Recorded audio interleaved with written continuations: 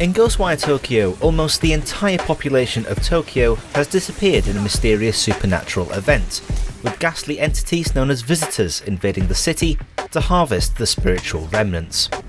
You play as Akito, a man possessed by a spirit detective named KK, who provides you with supernatural powers to help you in your fight against the visitors and the ones who summoned them here.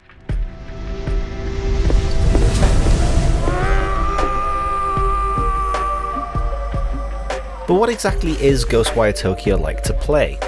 Is it as spooky as the trailers imply? And most importantly, what's up with this cat? I'm Josh for Frag Hero, and if you like this video, don't forget to like and subscribe so you won't miss more gaming content.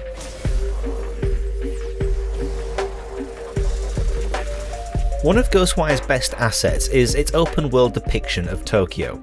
Tango Gameworks has recreated a perfect filter of the city, from the flashy capitalist lights of Shibuya Crossing to the labyrinth maze of the underground station. Even just taking the level design at face value, Tokyo is filled with so many amazing details. For a place that's become a literal ghost town, it's brimming with life. But not only that, it's also littered with activities, side quests and collectibles for you to find. The claustrophobic nature of the metropolis with its narrow streets, tight alleyways and vertical high-rises makes it perfect to hide secrets within. This is a game that will greatly reward your curiosity. The side quests presented in Ghostwire Tokyo are also a big part of what helps the game feel alive. You'll be traipsing quietly down a city street when you'll suddenly hear the ghostly cries of a person in need.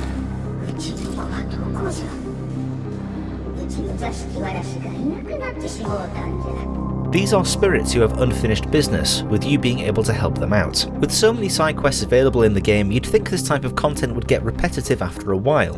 But Tango manages to make each story feel unique and memorable so that it never overstays its welcome.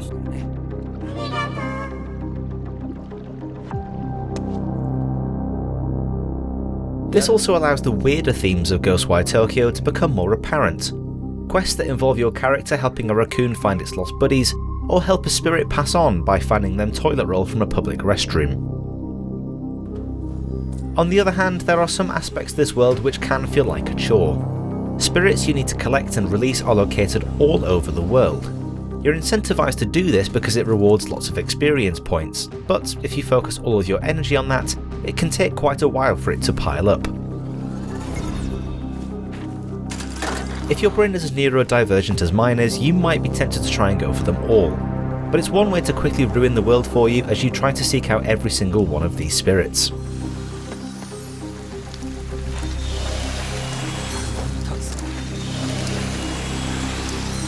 Now let's talk about powers. Ghostwire Tokyo gives you 3 powers to use in combat: a rapid fire wind power, an explosive fire power, and a scattershot style water power. Each of those powers fulfill their own niche, where one situation calls for a specific playstyle. You're facing off against a group of visitors and need to do some serious crowd control, so you pull out the water spell. But then you need to change it up to snipe a ghost high in the sky, so you swap to wind. Ghostwire also does a fantastic job at making you feel like a badass during combat by animating these powers so perfectly.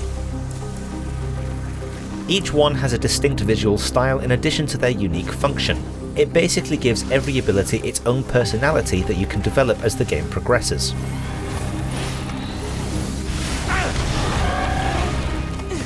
The main detractor from this is that the upgrade path for each spell isn't as deep as expected, leaving combat a little dry as you perform the same moves over and over again. This also applies to the enemies you face. Overall, Ghostwire Tokyo has about half a dozen enemy types.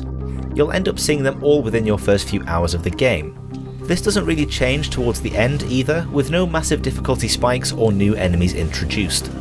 While they each sport interesting appearances, it can make later chapters not really feel like they're introducing anything new. Likewise, I felt the same about the bosses you encounter throughout the story. Each of them look interesting from a visual perspective, featuring the kind of messed up body horror you'd only expect to see in J-horror. But their design also came across as incredibly formulaic. Each one can essentially boil down to hitting the weak spot 3 times in a row. While I still really loved my time with Ghostwire Tokyo from start to finish, It does feel like Tango front-loaded its best content in the first half.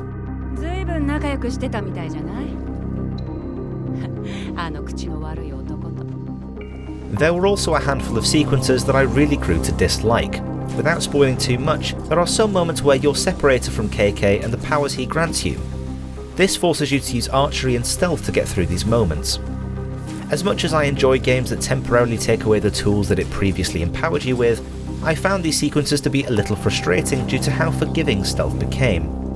Things can go from 0 to 100 pretty quickly, with very little leeway between.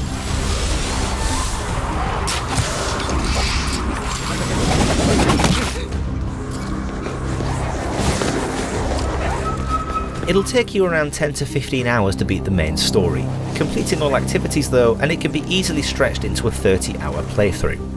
That means finishing every side mission, finding all collectibles, and experiencing all bonus content on offer. In terms of how the game opens and closes too, it's nice to see a game that is very self-contained in its story and themes. There are some open threads for a potential sequel, but on the whole, it very much acts like its own thing.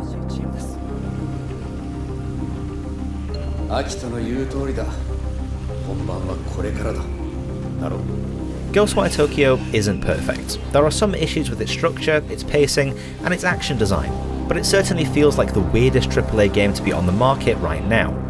A lot of it actively rejects the formula that many open world games of today use. There's certainly a lot of inspiration from the tried and tested Ubisoft and EA design books here, but it's also taking those gameplay tropes and twisting them into its own Frankensteinian philosophy. It's certainly worth your time if you're tired of how similar all open world games are beginning to feel. Thanks for giving this video a watch. If you enjoyed it, please consider leaving a like and subscribing to the channel if you haven't already. And we're curious, are you excited for Ghostwire Tokyo? Let us know in the comments. This is Josh Boyle standing in for reviewer Ollie Smith, and I'll catch you in the next one.